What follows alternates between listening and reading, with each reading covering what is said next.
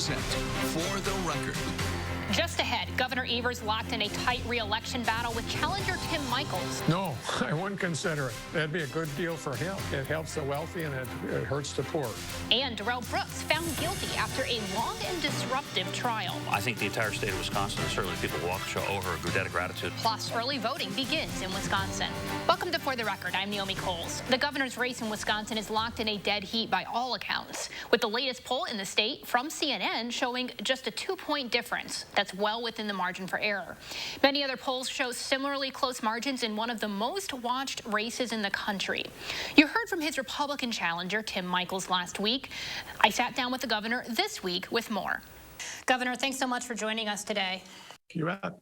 So last week on this show, on For the Record, we had your opponent on, and he talked about the plan that he floated to split, particularly the state agency, Department of Natural Resources, into 2 agencies. And then he also brought this up. He basically said to our political reporter that all agencies were on the table to come under the microscope, so to speak, in terms of how to shake up those agencies. So I'd like to get your thoughts on whether splitting up the DNR is a good idea and what shakeups you might see needed at various state agencies.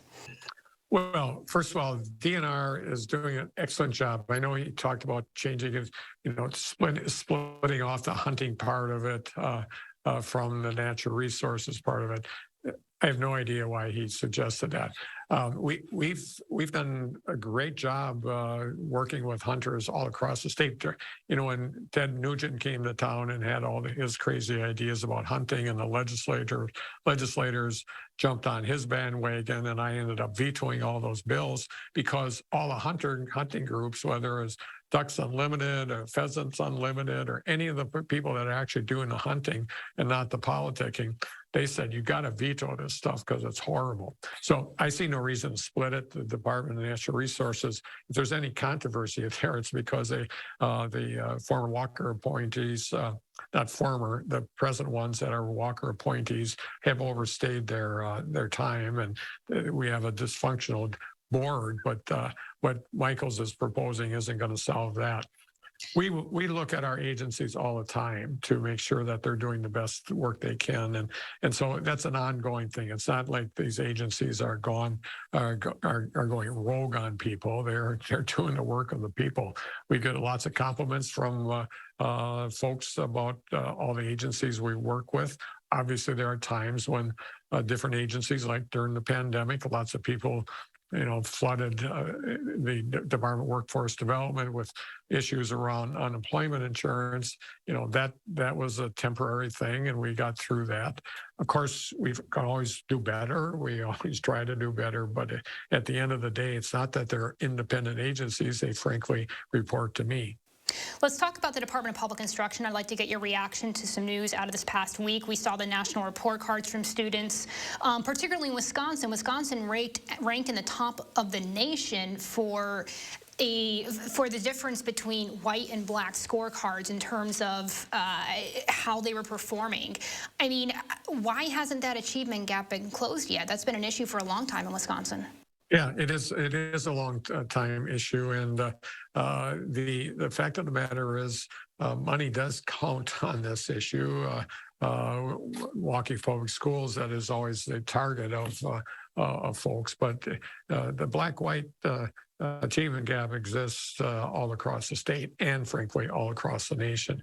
We need to do a better job around that, and resources is one way of doing it. One of the ways to deal with that, and we're going to be doing that in the near future with my next budget. But also, frankly, we need to also connect the dots. It's not always that third-grade teacher that's at fault, or the school district that's at fault. It's us as a nation or as a state that needs to come to grips around some of these issues, especially with kids from poverty. There might be nutrition issues at home. There might be childcare issues at home. It might be other, a healthcare issue, transit, you name it. All those issues that are going to impact how those kids come to school and how they succeed in school. We need to look at all of it instead of just saying, well, the education system's broken, so let's, as my opponent has suggested, defund our public schools. That is not the answer. I want to talk about the likelihood. This is a slim likelihood, but there are some political analysts that say this election could result in a supermajority in both the Assembly and the Senate, which effectively would remove your veto power. Let's talk about this scenario. You're elected, and Republicans do well, reelected, and Republicans do well enough to gain a supermajority in both chambers. How do you govern? Well, it's going to make it really difficult. I mean, clearly that will change the face of Wisconsin. You think about the things that I vetoed last time. It's going to, people that have physical disabilities, they will have a harder time voting. People that live in nursing homes will have a harder time voting. So I'm just going back to some of the things that I vetoed. A lot of that will come in. A lot of the bad things around Ted Nugent's hunting laws that hunters found so disappointing that the Republicans are pushing that. So, but we're not going to give up. First of all, I do believe we won't be in that position, and if we are, we're going to work hard to make sure that if we're facing a veto override, that we can convince some of those Republicans that this isn't a good idea, and maybe we should look at a different way of solving whatever problem they're solving.